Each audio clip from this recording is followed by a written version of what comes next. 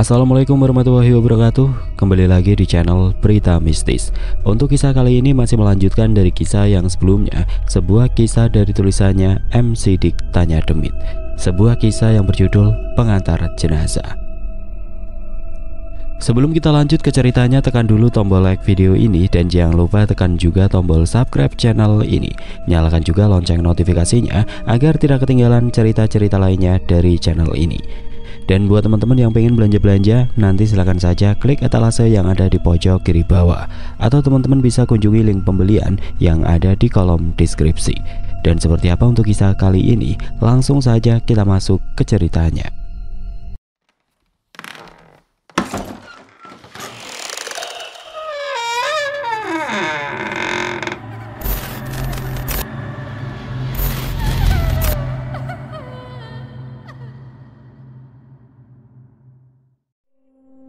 Jujur aku tidak bisa melakukan apa-apa sekarang. Aku hanya bisa melihat pemandangan itu di balik jendela mobil tanpa pernah bisa mendekati para makhluk yang menyeramkan itu. Aku baru bisa bergerak tepat ketika mereka menghilang dari dalam kegelapan. Dengan tergesa-gesa aku langsung berlari ke belakang mobil dan melihat beberapa karung goni yang tadi mereka simpan di sana. Astaga, apa ini? Gumamku yang kaget melihat isi dari karung itu. Terlihat ada total 4 karung goni yang penuh dan terlihat berat. Beberapa karung goni itu tidak tertutup rapat sehingga aku bisa melihat isinya. Dan ketika aku melihatnya, rupanya itu adalah kumpulan uang berwarna merah yang membuatku hanya bisa menggelengkan kepalaku pada saat itu. Seketika aku langsung melirik ke arah jalanan kecil di mana Usep dan Bunga berjalan ke arah sana dan belum kembali hingga saat ini. Aku juga sempat mengeluarkan HP-ku dan mulai menelpon Usep untuk segera kembali ke arah ambulan. Namun entah mengapa Usep tampaknya tidak menjawab teleponku. Aku mempunyai kenangan buruk tentang hal ini, sehingga aku tidak mau menerima uang-uang ini, sehingga aku kembali merasakan rasa takutku yang lebih dalam. Apalagi aku ditugaskan untuk membawa jenazah Pak Wira hingga dikebumikan di tempatnya, bukan tempat seperti ini yang jenazahnya kini menghilang entah kemana. Aku merasa bertanggung jawab atas apa yang kulihat. Rasa takut yang menyelimutiku kini beradu dengan keberanian yang mulai muncul secara perlahan.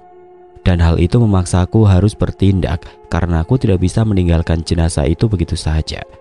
Aku berusaha membalikkan badan, menatap hutan bambu yang gelap di mana di sana ada tempat jenazah Pak Wira menghilang. Aku berusaha meyakinkan tubuhku bahwa aku harus mengejarnya apapun yang terjadi. Karena ini bukan tujuan akhirnya dan aku bertanggung jawab untuk mengantarkannya hingga tempat terakhirnya. Namun tepat ketika aku melangkahkan kaki untuk meninggalkan mobil ambulan yang ada di sana, apa yang aku lihat seperti berubah menjadi sesuatu yang tidak bisa dijelaskan oleh kata-kata. Situasi hutan bambu itu mendadak mengeluarkan aura menusuk, bahkan terasa sangat dingin dan sunyi, seperti menolakku ketika aku mendekat ke arahnya. Apalagi semakin aku berjalan, aku seperti melihat bayangan-bayangan yang menatapku di balik rumpun bambu yang mengelilingiku pada malam itu. Cahaya senter di HP yang aku pegang tampaknya tidak bisa menangkap bayangan-bayangan itu. Karena ketika aku menyorotnya dengan cahaya, bayangan-bayangan itu seketika bergerak dengan secepat kilat dan hanya menimbulkan suara dari dedaunan yang saling beradu satu sama lain. Aku berusaha untuk tetap berjalan dan tidak menoleh ke arah bayangan-bayangan itu. Namun gangguan demi gangguan semakin banyak ketika aku melangkah. Mereka semua seperti mengawasiku, mengawasi setiap langkahku, dan aku tahu bahwa mereka bukanlah manusia. Karena selain ada bayangan-bayangan yang mengawasiku dari segala arah, aku juga mendengar suara-suara yang muncul entah dari mana. Suara itu seperti suara orang yang tertawa, namun suara tawanya itu sangatlah dingin dan menyeramkan. Sebuah tawa yang diiringi oleh kesedihan dan tanpa ada kegembiraan sama sekali. Suara itu muncul seperti sedang mengejekku yang sedang berjalan sendirian di sana. Dan semakin aku melangkah maju ke hutan bambu, suara yang aku dengar semakin beragam. Seperti suara jeritan dari seseorang yang disiksa dengan kejam. Dan tidak lama kemudian, tepat ketika aku melihat ada satu makam tua yang ada di antara hutan bambu yang lebat di sekelilingnya. Tiba-tiba, "Pergi kamu sudah dibayar, pulang kamu, tinggalkan tempat ini." Kata-kata itu terdengar jelas ke arah kedua telingaku. Suaranya benar-benar berat dan membuat keberanian yang aku kumpulkan mendadak runtuh pada saat itu. Aku sempat terdiam dan berpikir untuk membalikan badanku, namun pikiranku pada saat itu seperti menolak untuk menyerah. Aku tidak ditugaskan untuk meninggalkan jenazah Pak Wira di tempat ini, dan aku tahu bahwa ini bukanlah tempat bagi dirinya untuk dikebumikan dengan layak. Aku berusaha menepis rasa takut yang mulai menyelimutiku lagi, dan aku kembali berjalan sambil mengabaikan suara-suara yang terus-menerus menyuruhku untuk pulang dan meninggalkan tempat ini dengan segera. Meskipun ketika aku berjalan masuk ke dalam sana, tepatnya ketika melewati makam-makam tua dengan dinding batu yang sudah berlumut dan tertutup oleh daun-daun bambu yang kering dan jatuh di atas sana, aku semakin merasakan kengerian yang luar biasa. Batu-batu yang menjadi batu pijakan untukku berjalan terasa begitu licin. Aku merasa bahwa tempat ini sudah lama ditinggalkan, sehingga wajar saja para warga yang ada di pos ronda itu keheranan ketika aku menanyakan tempat ini. Aku mencari-cari kemana mereka membawa jenazah Pak Wira. Sejauh mata memandang hanya ada kegelapan dan makam-makam tua yang sudah berlumut. Bahkan jalanan tempat aku berjalan kini mulai digenangi oleh air yang kotor dan berlumpur. Entah kemana aku berjalan sekarang, cahaya dari senter HP-ku tidak bisa merubah kegelapan ini menjadi terang benderang. Dan ketika aku terus-menerus masuk, suara-suara yang menggema di sekelilingku seakan-akan tidak pernah hilang dari kedua telingaku. Aku tiba-tiba menghentikan langkahku, karena tepat beberapa puluh meter di ujung sana, aku melihat sebuah makam yang belum selesai digali. Dan tepat di sebelahnya, ada jenazah Pak Wira yang tergeletak begitu saja di sana. Makam itu seperti sudah lama digali dan belum ditutup sama sekali, karena terlihat lubang makam itu penuh dengan daun-daun kering dari pohon bambu yang mengelilinginya. Aku yang melihat hal itu pun seketika mempercepat langkahku. Namun baru saja aku melangkah beberapa langkah, aku mendadak terhenti kembali, karena aku melihat pemandangan yang mengerikan yang kini terlihat dengan jelas oleh kedua mataku. Jenazah Pak Wira yang diawetkan kini seperti dikerumuni oleh belatung yang muncul entah dari mana. Belatung-belatung itu keluar dan mencoba masuk ke sela-sela kain kafan yang menutupinya. Bau busuk seketika menyeruak, bahkan saking busuknya membuatku hampir muntah. Aku hanya bisa menggelengkan kepalaku sambil menutup hidungku. Sebenarnya, apa yang terjadi dengan Pak Wira semasa hidup? Apakah ada yang disembunyikan di dalam hidupnya? Apakah semua yang diperlihatkan di media dan di televisi adalah sebuah kepalsuan sehingga jenazahnya seperti ini? Aku benar-benar tidak percaya. Sosok yang dihormati dan dibanggakan oleh masyarakat, kini tubuhnya dipermainkan oleh para makhluk yang menyeramkan di luar sana. Dan hal itu membuatku berpikir tentang apa yang disembunyikan oleh Pak Wira semasa hidupnya. Aku kembali menggelengkan kepala. Mau bagaimanapun aku harus menyelesaikan tugas yang aku lakukan sekarang. Tidak mungkin aku meninggalkan jenazahnya di sini, karena aku bertanggung jawab akan hal tersebut. Aku akhirnya memberanikan diriku mencoba untuk mengusir belatung-belatung itu dengan jaketku yang aku kibaskan secara perlahan. Aku bingung sebenarnya, bagaimana aku membawanya kembali ke mobil ambulan yang ada di ujung sana. Namun di saat kebuntuan itu, akhirnya aku berpikir untuk menarik tubuhnya saja dan menutup ulang kain kafannya apabila terlepas. Aku dengan sigap mengangkat tubuhnya, sebuah tubuh tanpa nyawa yang aku angkat hingga sejajar ke arah dada. Tali pengikat kepala yang terikat kuat kini menempel ke arah leherku. Dan aku seperti tidak memperdulikan hal tersebut. Aku menariknya dengan kuat. Tubuh Pak Wira terasa sangat berat, bahkan lebih berat dari jenazah yang aku antarkan selama bekerja menjadi sopir ambulan ini. Aku mengerutkan dahiku, mencoba mengumpulkan kekuatanku agar aku bisa menariknya, meskipun aku harus menyeret kakinya di antara tanah yang kotor dan berlumpur. Namun tepat ketika aku menariknya dengan sekuat tenaga, tiba-tiba sebuah tangan besar tiba-tiba menepuk pundakku. Tangan itu terasa sangat dingin, bahkan aku bisa merasakan kuku-kuku panjangnya yang menusuk ke arah kulitku. Sontak hal itu membuatku memalingkan wajahku secara spontan, dan ketika aku berbalik untuk melihatnya, "Aku sudah menyuruhmu untuk pergi dari sini." Aku benar-benar ketakutan ketika tepat 1 meter dari wajahku, aku melihat sesosok makhluk yang menjadi ketakutan mendalam yang bisa dibayangkan olehku pada saat itu. Terlihat sebuah wajah besar dengan kulitnya yang tampak pucat seperti lilin. Tekstur kulitnya terasa kasar, seperti banyak bekas luka yang mengelupas dan menyisakan daging yang busuk dan bernanah. Wajah tersebut begitu besar sehingga benar-benar menyeramkan. dengan kedua matanya yang menghitam tanpa ada warna putih yang membuat siapapun akan ketakutan ketika melihat lebih dekat. Apalagi di dalam kegelapan yang menyelimutiku, ada sebuah lingkaran biru gelap yang menghitam, seperti orang yang tidak pernah tidur dan selalu terjaga siang dan malam di makam gawir jurik ini. Makhluk itu semakin menyeramkan ketika dia seperti marah ketika aku menarik jenazah Pak Wira. Gigi-gigi tajamnya yang tidak rata terlihat jelas, apalagi ada 2 taring yang menonjol keluar yang tajam dan siap merobek apapun yang ada di hadapannya. Makhluk itu menggeram dan suaranya menggema, membuat udara yang ada di sekitarnya terasa berat dan bergetar. Aku benar-benar ketakutan. Energiku seperti ditarik olehnya, sehingga aku merasa lemas ketika melihat wajah dari makhluk itu dari dekat. Aku benar-benar tidak kuat ketika melihat wajah makhluk itu terlalu lama, sehingga tubuhku mendadak lemas. Kedua tanganku yang sedang mengangkat jenazah Pak Wira seketika terlepas dan tubuhnya yang tidak bernyawa kini ambruk kembali bersamaan dengan tubuhku yang langsung lemas dan tidak berdaya.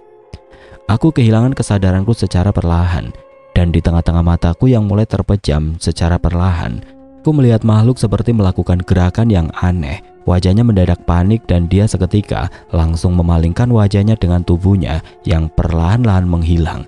Seperti ada sesuatu yang terjadi kepadanya secara perlahan. Dia melepaskan pandangannya kepadaku dan berteriak sambil membelakangiku dengan tubuhnya yang menghilang secara perlahan. "Goblok si Wira," katanya sambil berteriak. Entah apa yang terjadi dengan makhluk tersebut, namun hal tersebut tidak bisa membuatku sadar kembali. Sesaat ketika makhluk itu menghilang tepat di hadapanku. Sepertinya ini ada hubungannya dengan apa yang Bunga lakukan yang membuat makhluk itu menghilang. Namun aku tidak mengerti tentang semua ini. Aku sudah terlalu takut untuk berdiri sekarang. Tubuhku yang lemas tidak bisa membantuku kembali bangkit. Sehingga aku akhirnya lebih memilih untuk memejamkan mataku dan tidak sadarkan diri tepat di sebelah jenazah Pak Wira yang tergeletak begitu saja di sana.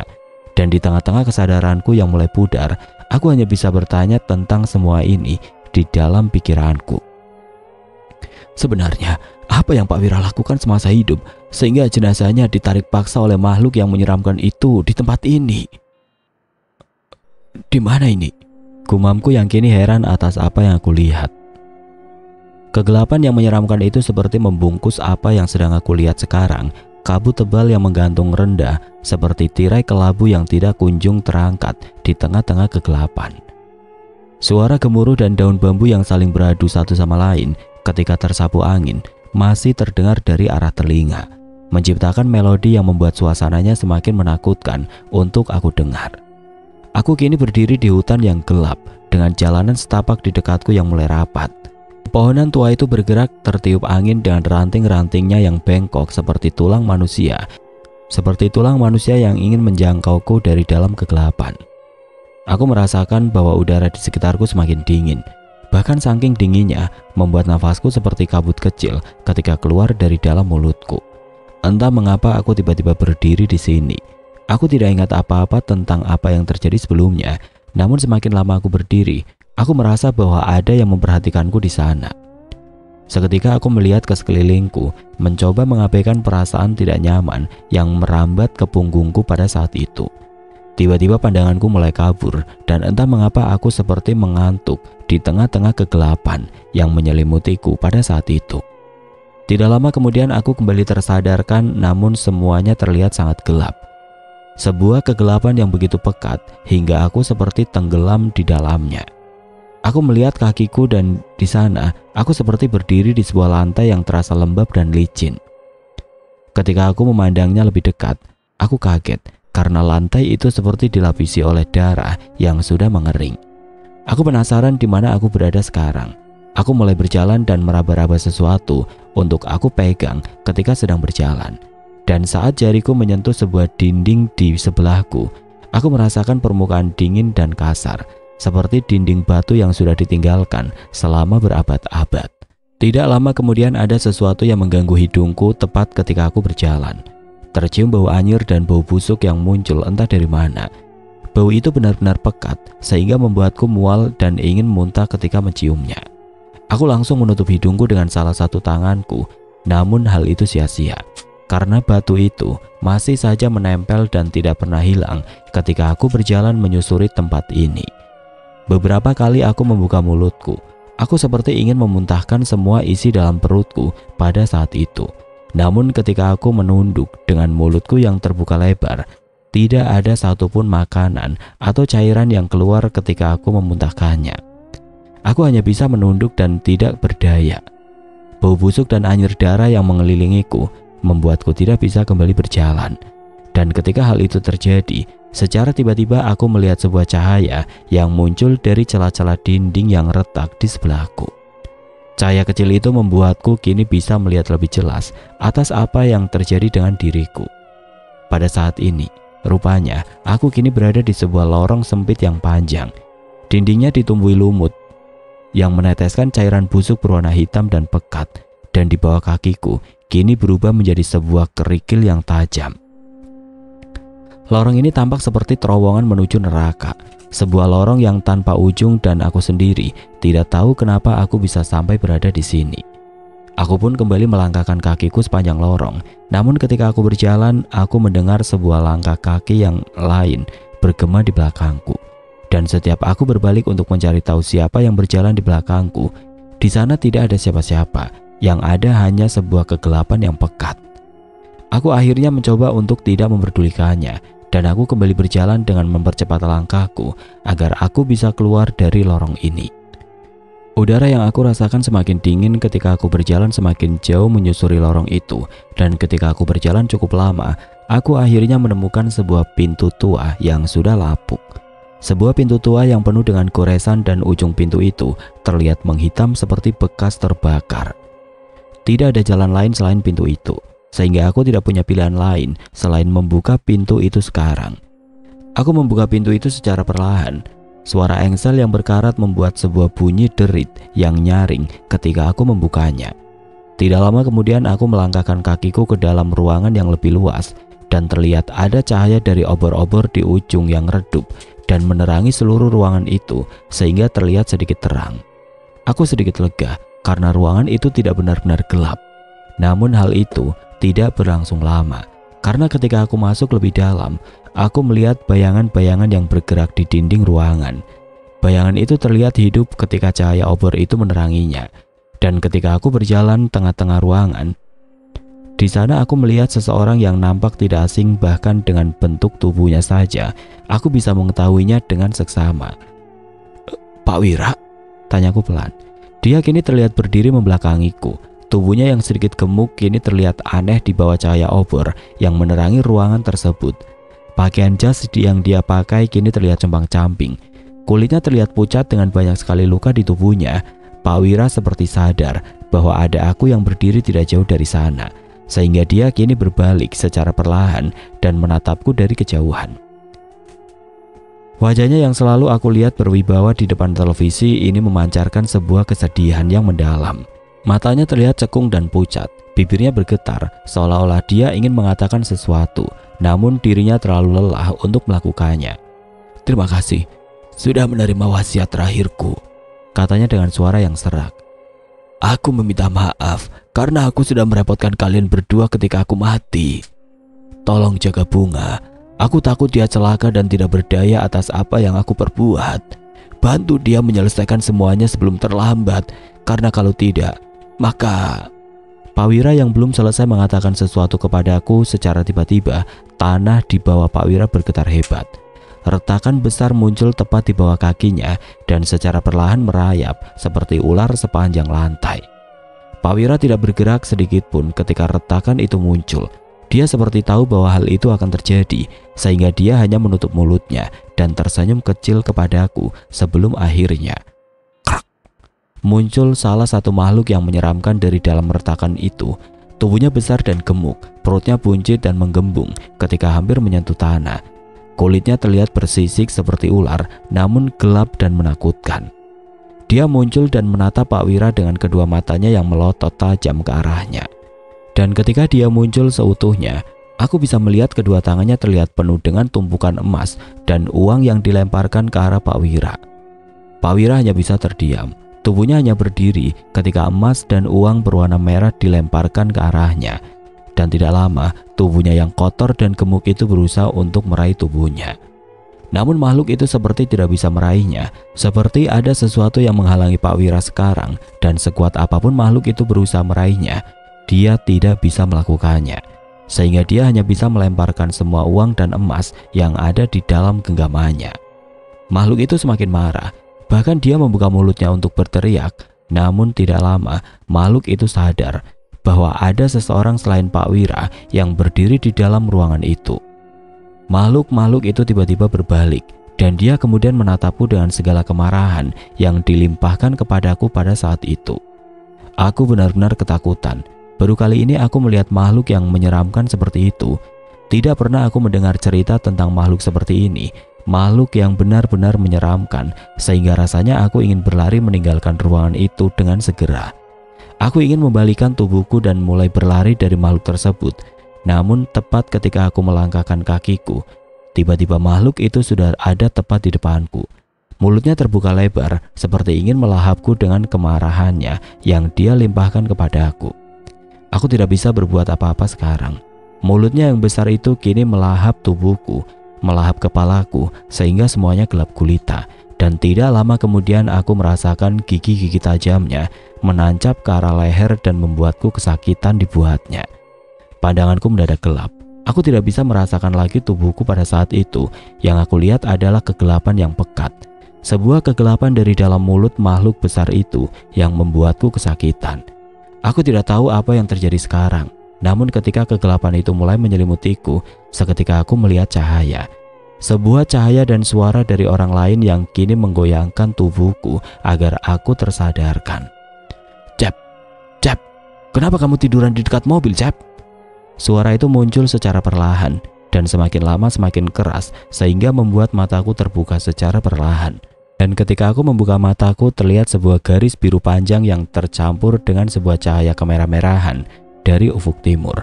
Dan ketika mataku terbuka lebar, aku melihat Usep yang terlihat panik dan membangunkanku dengan menggerak-gerakkan tubuhku di pagi itu. Aku terbangun dengan nafas yang berat. Rupanya apa yang terjadi kepadaku pada saat itu adalah mimpi buruk yang begitu nyata. Tubuhku menggigil dan keringat dingin pun tidak terasa membasahi pakaian yang aku pakai di pagi itu. Sinar matahari yang menyilaukan dengan sinarnya yang hangat secara perlahan muncul di ufuk timur, membuatku keringat dingin yang muncul di dalam tubuhku secara perlahan menghilang. Aku melihat Usep berdiri di dekatku. Wajahnya terlihat khawatir karena tubuhku tergeletak begitu saja di hamparan rumputan yang ada di dekat mobil ambulan yang terparkir tidak jauh dari tempatku berbaring. "Kamu baik-baik saja, Cep?" tanya Usep dengan nada yang cemas. Aku sendiri heran, kenapa aku ada di luar, bukannya tadi aku berada di pemakaman karena mengejar jenazah Pak Wira yang diambil paksa oleh para makhluk yang mengerikan di tempat ini pada malam itu. Aku hanya memandang Usep yang masih jongkok di depan tubuhku yang kini duduk dan melihat pemandangan hutan bambu yang mengelilingi tempat itu sekarang. Cahaya matahari pagi kini bisa melihat semuanya dan aku tidak menyangka bahwa tempat ini dikelilingi oleh hutan bambu yang begitu lebat dan menyeramkan. Di saat aku sedang memperhatikan Usep dan tempat itu dengan seksama, tiba-tiba aku teringat oleh sesuatu karena ketika Usep datang, dia nampak sendirian dan tidak ada orang lain di sampingnya sekarang. "Bunga, Sep, Bunga di mana?" Aku takut Usep dan Bunga mengalami kejadian yang mengerikan seperti yang aku alami pada malam ini. Usep tiba-tiba mengerutkan keningnya. Dia seperti melihatku dengan tatapan yang aneh sebelum dia tahu bahwa aku menanyakan Bunga yang kini tidak ada di sampingnya. "Kamu gak usah khawatir, Bunga ada di dalam mobil ambulan setelah menyimpan kelopak bunga itu di salah satu batu besar yang ada di tengah-tengah pemakaman di dalam hutan bambu itu." Dia tiba-tiba berkata lagi dan ingin segera kembali ke mobil untuk beristirahat. Wajahnya mendadak terlihat mengantuk. Bahkan dia menguap sampai aku gendong sepanjang jalan. Dan ketika sampai di mobil, Bunga kini tidur di belakang bersama jenazah Pak Wira, jawab Usep dengan nada pelan. "Ah?" Aku mendadak kaget dengan jawaban itu. Jantungku mendadak berhenti berdetak ketika Usep menjawab pertanyaanku tanpa ada sesuatu yang menyeramkan, seperti apa yang terjadi kepadaku pada malam itu. Bukannya jenazah Pak Wira sudah diambil oleh makhluk itu?" tanyaku dengan nada heran. Apa yang aku katakan membuat Usep kebingungan. Dia seakan-akan tidak memahami apa yang aku bicarakan. Makhluk? Makhluk apa? Pocong, kunti, atau siluman ular yang cantik? Katanya sambil sedikit tersenyum. Oh, pantas kamu tiduran di luar mobil. Semalam ada yang ganggu ya, sampai kamu bilang seperti itu. Tanpa menjawab apa yang Usep katakan, seketika aku berdiri. Rasa takut di tubuhku entah mengapa begitu terasa. Aku benar-benar terasa capek, seperti energiku tersedot oleh sesuatu ketika aku mengalami kejadian semalam. Tapi rasa penasaran atau apa yang dikatakan Usep membuatku terpaksa menggerakkan tubuhku pada saat itu. Dengan langkah yang tergesa-gesa, aku berjalan menuju kaca jendela dari mobil ambulan itu. Nafasku tidak tertahankan ketika aku melihatnya semakin dekat ke arah belakang mobil ambulan yang terparkir di sana. Di dalam mobil itu entah mengapa jenazah Pak Wira kembali terbaring dengan kain kafannya yang masih terlihat terbungkus rapi di dalam keranda besi yang tertutup rapat. Aku yang melihat hal tersebut dengan kedua mataku membuat tubuhku langsung menggigil tanpa ada alasan yang jelas. Aku bingung, apakah kejadian yang mengerikan kemarin juga adalah mimpi ketika aku ditinggalkan oleh mereka semua. Aku semakin ragu akan hal tersebut, sehingga aku langsung berjalan kembali ke belakang dan tidak lama aku membuka pintu belakang mobil secara perlahan. Hanya ada satu tujuan pada saat itu, yaitu aku ingin melihat kain kafan yang nampak kotor ketika aku membawanya dari makam yang kosong di hutan bambu itu. Aku menarik tubuhnya dengan kedua tanganku di pemakaman itu pada kejadian itu terjadi, sehingga kakinya terlihat diseret dan membuat kain kafannya kotor, dan hal itu ingin aku pastikan sekarang. Dengan tergesa-gesa aku langsung melihat ke arah kaki. Aku angkat kakinya yang kaku itu secara perlahan. Hingga tidak lama kemudian, astaga, seakan tidak percaya atas apa yang aku lihat, aku melihat kain kafan itu kotor dan terlihat ada bekas tanah coklat yang menempel di belakang kakinya. Berarti apa yang terjadi semalam bukanlah mimpi.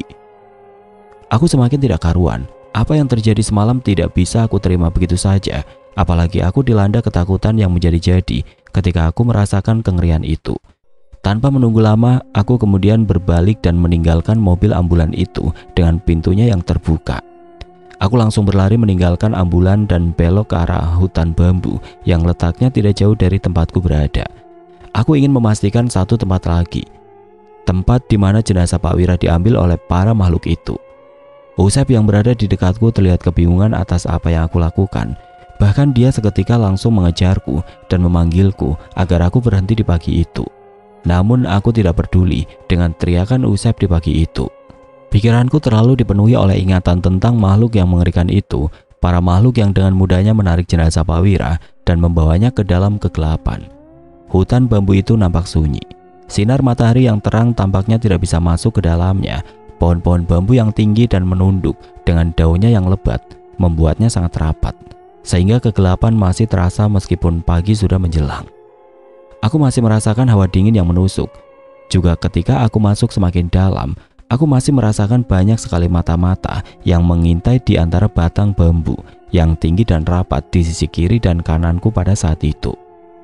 Setelah berlari cukup jauh, aku akhirnya sampai di makam-makam tua yang berserakan. Sesuai namanya, makam Gawir Jurik, yang berarti makam yang berada di sisi tebing yang berhantu. Makam itu tampak tidak beraturan, seperti asal digali tanpa disusun seperti layaknya pemakaman umum yang nampak rapi.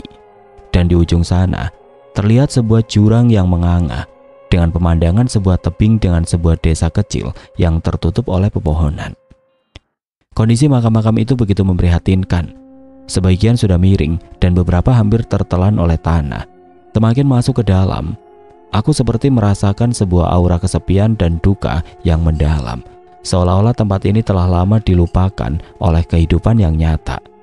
Makam-makam itu nampak dibuat seadanya. Sinar matahari yang memaksa masuk di antara rumpun bambu yang lebat membuatku bisa melihat semuanya. Dan ketika aku mendekat ke salah satu makamnya, di sana aku melihat batu nisannya sudah berlumut, menandakan makam ini sudah ada di tempat ini dalam waktu yang lama. Aku berhenti sejenak, mencoba berpikir kembali kemana aku berlari semalam, dan ketika aku ingat, aku kembali berjalan dan menyusuri pemakaman itu secara perlahan. Setelah beberapa menit aku berjalan, aku akhirnya menemukan apa yang aku cari. Sebuah lubang makam yang terbuka, seperti baru saja digali, dan tidak jauh dari tempat itu aku menemukan dedaunan kering yang terlihat menumpuk, seperti terdorong oleh sesuatu yang diseret ke tanah. Aku ingat, ini adalah tempat di mana jenazah Pak Wira aku temukan ketika makhluk itu membawanya. Dan ketika aku mendekati lubang makam itu, aku begitu terkejut ketika di dalamnya terlihat penuh oleh sesuatu yang mengagetkanku. Kenapa ada sesajen di sini? Aku melihat di dalam lubang itu terlihat banyak sekali sesajen. Ada potongan tulang ayam yang nampak sudah membusuk, beberapa buah kelapa yang sudah mengering, dan banyak sekali makanan yang sudah membusuk yang dipenuhi oleh belatung. Seketika bau anyir dan makanan yang telah membusuk menyebar dan tercium olehku. Hal itu tentu saja membuatku mual. Apa yang sebenarnya terjadi dengan tempat ini? Aku semakin kebingungan atas apa yang terjadi di sana. Karena di dalam makam yang terbuka itu, aku melihat hal lain yang membuatku semakin terkejut. Yaitu terlihat ada beberapa potong karung goni kosong berwarna coklat yang terlihat menutupi sesuatu. Karung-karung goni itu seperti karung goni yang dibawa oleh para makhluk itu. Sebuah karung goni yang penuh dengan uang dan dilempar ke belakang mobil jenazah ketika mereka membawa Pak Wira ke tempat ini. Seketika aku mendekat ke arah karung goni itu dan mencoba menghiraukan bau busuk yang semakin menyengat ketika aku berjalan. Tidak lama aku membuka karung goni itu secara perlahan dengan kedua tanganku yang bergetar. Aku menariknya dan menyimpannya tepat di sebelah makam yang terbuka. Dan ketika aku membuka semua karung itu, aku begitu tercengang atas apa yang aku lihat di sana. Aku melihat ada sebuah batu nisan yang nampak baru. Batu nisan yang tidak selama batu nisan yang berlumut di ujung sana. Karena aku masih bisa melihat bentuk dari batu nisan itu dengan sempurna. Namun ada hal yang lebih mengejutkan selain batu nisan yang tertutup oleh karung goni tersebut. Yaitu batu nisan itu bertuliskan Wira Supraja, lengkap dengan tanggal kematiannya yang merupakan tanggal kematian di bawah namanya. Rasa panik tiba-tiba menguasai diriku ketika aku membacanya. Aku seketika ingin lari, ingin meninggalkan tempat ini secepat mungkin. Hal yang terjadi di tempat ini terlalu aneh untuk aku cerna, apalagi Pak Wira Supraja seperti orang yang baik, dan rasanya tidak mungkin dia melakukan hal-hal seperti ini di dalam hidupnya. Cacap! Tiba-tiba terdengar suara Usep memanggilku dari belakang, dan hal itu membuatku langsung menoleh ke arahnya dengan penuh ketakutan. "Kenapa hari kamu? Kenapa langsung lari?" tanya Usep dengan nafasnya yang ternganga. Aku hanya menunjuk ke arah galian makam Pak Wira yang ada di dekatku. Tanganku tanpa sadar menunjuk ke arah batu nisan yang bertuliskan Wira Supraja di sana. Namun Usep nampak semakin kebingungan ketika aku melakukan hal itu. Dia hanya menyipitkan matanya dan seperti tidak mengerti apa yang sedang aku lakukan. Aku yang ingin Usep mengetahuinya tiba-tiba berbalik dan kembali melihat batu nisan itu. Namun semuanya berubah.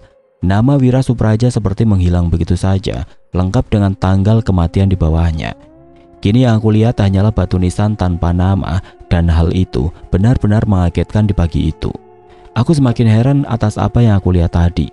Dan tidak lama, aku langsung mengambil nafas yang dalam, mencoba menenangkan diri atas apa yang terjadi di tempat ini. "Kita harus segera pergi dari tempat ini," kataku kepada Usep sambil beranjak pergi meninggalkan makam tersebut. Usep semakin bingung, namun tidak lama dia mengangguk dan mengikutiku dari belakang. Namun dia tahu ada sebuah keanehan yang aku alami sekarang, sehingga dia tidak bertanya lebih lanjut pada saat itu. Dan tidak lama kemudian, kita berdua kemudian meninggalkan pemakaman tersebut dengan misteri dan keangkeran yang aku rasakan di tempat ini. Mobil ambulan yang aku kendarai kini mulai meninggalkan makam Gawir Jurik. Mobil itu melaju secara perlahan dan mulai keluar dari rumpun-rumpunan bambu yang menutupi langit. Aku yang berada di belakang kemudi mulai menyadari betapa berbahayanya jalan yang kami lalui sekarang. Ketika mobil itu melaju pelan di bawah sinar matahari yang terang, di sisi kiri jalan ternyata jurang yang menganga dengan sebuah lembah terjal di bawahnya. Aku tidak bisa melihat hal tersebut ketika aku memasuki tempat ini kemarin malam, dan pada hari ini aku bisa melihat semuanya. Jalanan yang berbatu masih menemani perjalanan ini. Beberapa kali aku harus memelankan laju kendaraan dan berhati-hati terhadap jalanan yang aku lewati. Aku juga sesekali melihat ke arah bunga yang masih tertidur pulas. Salah satu tangannya terlihat memegang keranda besi yang ada di dekatnya agar dia tidak terjatuh dari kursi panjang di belakang sana. Dia terlihat beberapa kali bergerak. Namun karena mungkin dia tidak tidur semalaman, membuat kedua matanya sangat susah untuk terbuka, sehingga dia kembali tidur ketika mobil ambulan yang aku kendarai bergerak di jalanan yang tidak mulus. Butuh waktu sekitar 20 menit hingga kita masuk ke jalanan provinsi yang mulus. Sebuah jalanan dengan aspal yang masih baru dengan sebuah garis kuning yang panjang di tengahnya. Aku yang tidak tahu kemana akan pergi selanjutnya, memutuskan untuk kembali ke perkampungan warga yang aku temui tadi malam. Berharap kita akan menemukan tempat beristirahat untuk sementara sebelum menunggu Bunga terbangun dari tidurnya. Seiring berjalannya waktu, hutan, kebun, dan sawah di sisi kiri dan kanan jalan ini mulai berubah menjadi perkampungan. Rumah-rumah sederhana terlihat berjajar di sepanjang jalan. Rasa lega mulai aku rasakan sekarang, karena kini aku tidak perlu bertemu dengan makhluk yang menyeramkan itu lagi.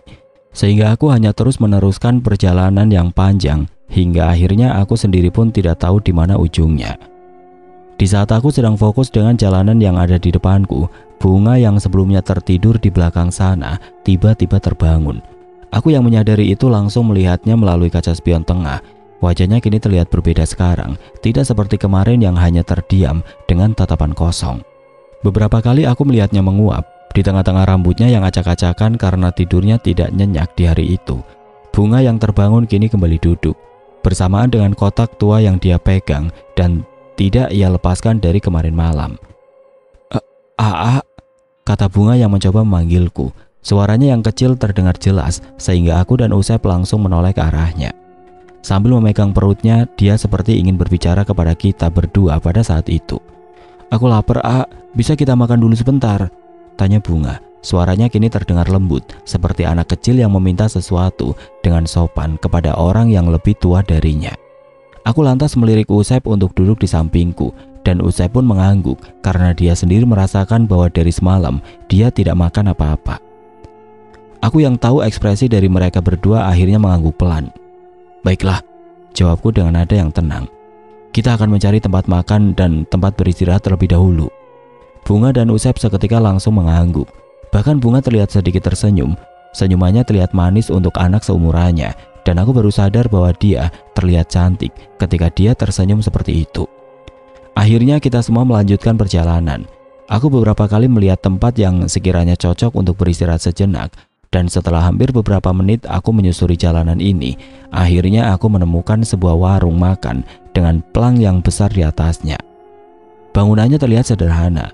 Bangunan itu seperti rumah dengan kaca besar di depannya, lalu terlihat tulisan Rumah Makan Sunda dengan warna hijau yang membuat siapapun sejuk melihatnya. Rumah makan itu terlihat sangat ramai karena terlihat ada beberapa motor dan mobil elep jurusan Bungbulang Bandung yang berhenti sejenak di sana. Akhirnya aku memutuskan berhenti di sana untuk sarapan dan beristirahat sejenak sebelum melanjutkan perjalanan bersama dengan Bunga di hari itu. Aku memarkir mobil ambulan itu tepat di depan warung, dan kita semua turun secara perlahan. Ada sedikit tatapan aneh dari orang-orang yang berdiri di depan warung. Namun hal itu tidak lama, karena ketika aku turun, mereka langsung memalingkan wajahnya dan kembali dengan aktivitas mereka. Bunga yang turun dari pintu belakang seketika berjalan ke arahku dengan kotak yang masih dia pegang. Bunga yang mengerti bahwa ada jenazah ayahnya di dalam mobil langsung menutup pintu belakang dengan cepat, berharap tidak ada pengunjung yang melihat bahwa ada jenazah di sana. Kini aku mulai bisa melihat langkah kaki Bunga ketika berjalan. Langkah kakinya terlihat berbeda. Dia terlihat sedikit ceria dibandingkan ketika aku bertemu dengannya di rumah sakit kemarin malam. Aku sempat berpikir, apakah ini gara-gara dari kelopak bunga yang dia simpan kemarin di tempat itu? Namun apa hubungannya dengan semua ini? Ayo, melamun. Ayo cepat, lapar nih. Tiba-tiba Usep menepuk pundakku. Dia melihatku yang tiba-tiba berhenti dan melamun sejenak sebelum akhirnya berlari mengejar Bunga yang sudah masuk terlebih dahulu ke dalam rumah makan tersebut. Suasana rumah makan itu terlihat sangat ramai di pagi ini. Beberapa pelanggan sudah duduk di mejanya masing-masing dengan makanan yang mereka pesan. Bau masakan Sunda yang digoreng di dapur belakang seketika menyebar di udara, mengundang rasa lapar yang aku rasakan pada saat itu.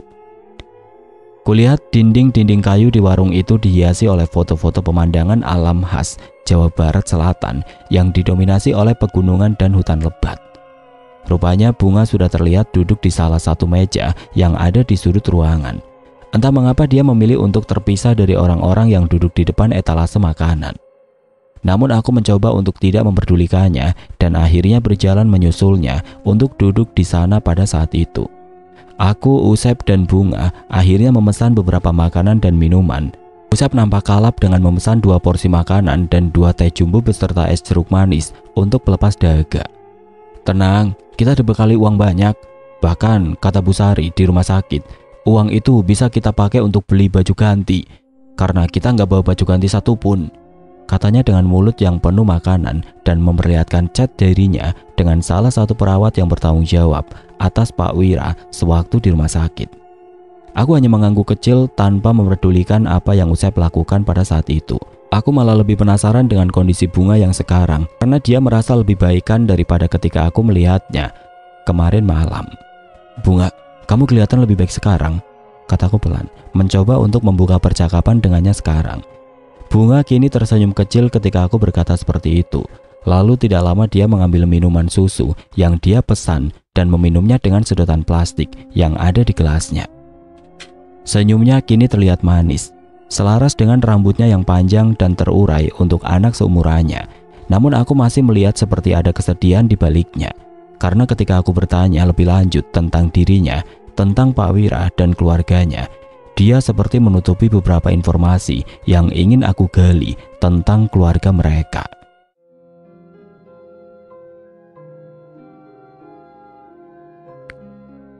Oke teman-teman, sampai di sini dulu ceritanya. Nantikan kelanjutan kisah ini di video berikutnya. Agar tidak ketinggalan, klik tombol subscribe channel ini dan nyalakan lonceng notifikasinya. Wassalamualaikum warahmatullahi wabarakatuh.